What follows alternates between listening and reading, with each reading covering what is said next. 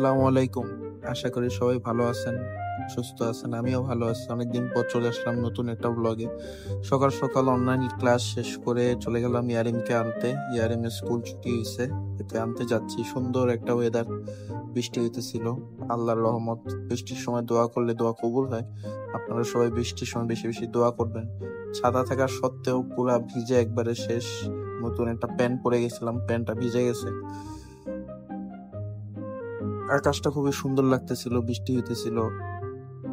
রাস্তা পার হচ্ছিলাম, গাড়ি ঘোড়া বৃষ্টির মধ্যে দিয়ে যাইতেছে, ভালোই লাগতেছে দেখতে। এমন আবহাওয়া সবসময় থাকলেই ভালো লাগে। আসলে অনেকদিন পর ভয়েস ওভার দিতেছি, অনেক সময় অনেক ভুল ত্রুটি করি। আপনারা কমেন্ট করে জানাবেন যে ভাই একটু ভালোভাবে দেন। আসলে আমি আগে এরকম নিচ দিয়ে পার হইতাম, কিন্তু আমার আসলে অনেক পরিচিত মানুষ সেভাবে মারা গেছে, নিচে দিয়ে যায়। এখন থেকে আমার শিক্ষা হয়েছে, আমি এখন ব্রিজ দিয়ে পার হই। আমার বন্ধু বান্ধব সবাই ব্রিজ দিয়ে পার হয়। অনেকদিন পর বিআরটিসি বাসে উঠতেছি। বাসে তেমন উঠা হয় না আসলে। বিআরটিসি বাস ভালোই লাগে, বৃষ্টির দিন 2 তলায় উঠা যায়। কাকা ভালো ছিল, 5 টাকা ভাড়া রাখছে। 5 টাকা কেউ ভাড়া এখন আর রাখে না, যেটা আসলে অনেকদিন হয়ে গেছে। হাঁটতে হাঁটতে চলে আসলাম ইয়ারিমের স্কুলে। যারা জানেন না, ইয়ারিম আমার ভাতিজি একমাত্র, ওকে নিতে আসছি স্কুলে।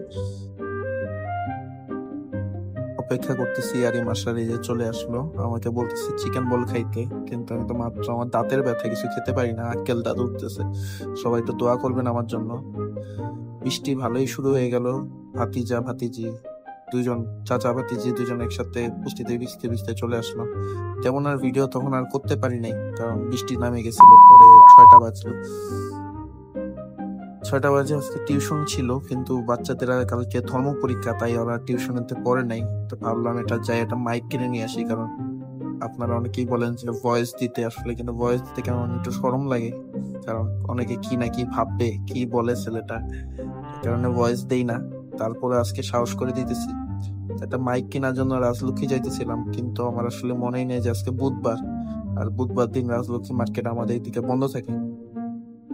তো ভাবলাম যে যেহেতু মার্কেট, বড় মার্কেট বন্ধ, কিন্তু রাস্তাঘাটে অনেক ছোট ছোট অনেকগুলা মার্কেট বসে, ক্ষুদ্র ব্যবসায়ী। তো একটু খিদা লাগছিল, ভাবলাম একটু বুট বুট মাখা খাই। 10 টাকা দিয়ে একটা বুট মাখা খাইলাম। এখন সামনে আপনাদেরকে দেখাবো, অনেক সুন্দর সুন্দর জায়গা আছে।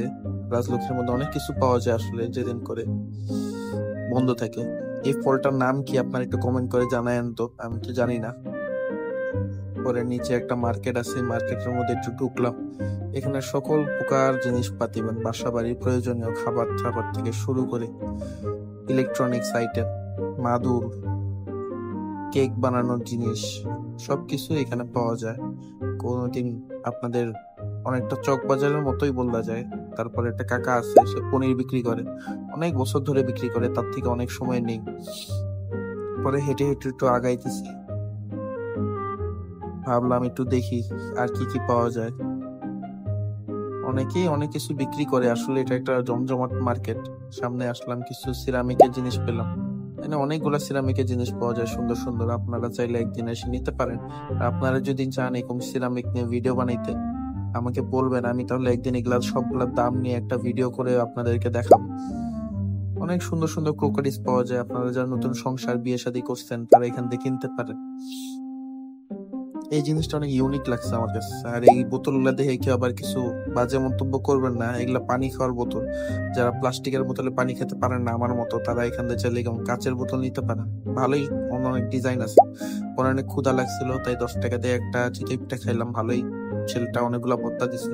পরে দেখলাম এক ভাই, হ্যাঁ খুব পরিচিত, আগে বিএনএস এর এখানে বসতো, এখন বসে রাজলক্ষ্মীতে। সে বেছে বোট বোট দিয়ে হালিম, মজাই হয়। আমি তেমন একটা খাই না, তা ভাবলাম একটু টেস্ট করে দেখি কেমন হয়। মজাই ছিল। 50 টাকা মতো নিছে। এখন এটা খাওয়ার পরে ভাবলাম, পাশ দিয়ে একটা ভাই ফুচকা বেচতেছে বোম্বাই মরিচ দিয়ে, ভাবলাম এটা ফুচকাও খেয়ে নে। পরে নামাজ পড়ে মাগরিবে চলে গেলাম আশরাফুল ভাইয়ের সাথে দেখা করতে। আশরাফুল ভাই ফোন দিছিল, অ্যাসাইনমেন্ট আছে কালকে ভার্সিটির, এখনো করাই নাই, ভাবছি যাই করি। তো যেতে যেতে ভাই বললো, ভাই খিদা লাগছে, চলো কিছু খাই। পরে আশরাফুল ভাই খাওয়াইলো পুরি। মজাই ছিল পুরিগুলা, একটা 10 টাকা করে। পরে পরীক্ষার পর আমরা আবার একটু চা খাইলাম।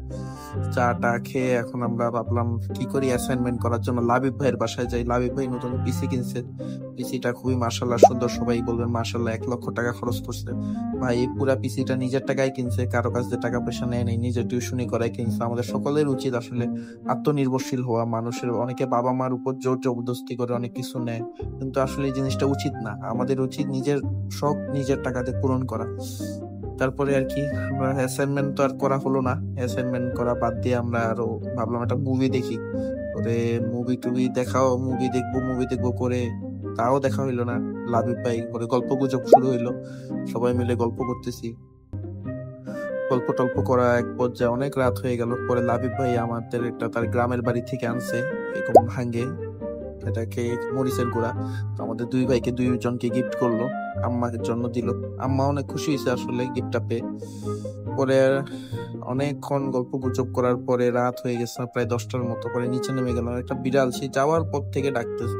পরে লাবিব ভাই বললো যে ওর আসলে মাটা হারাই গেছে, ওর মাটা পাওয়া যাচ্ছে না। কেউ যদি নিতে চান কমেন্ট সেকশনে বললেন, আমি নিজ দায়িত্বে চাই দিয়ে আসবো। আমাদের বাসাতে কাছেই বিড়ালটা থাকে।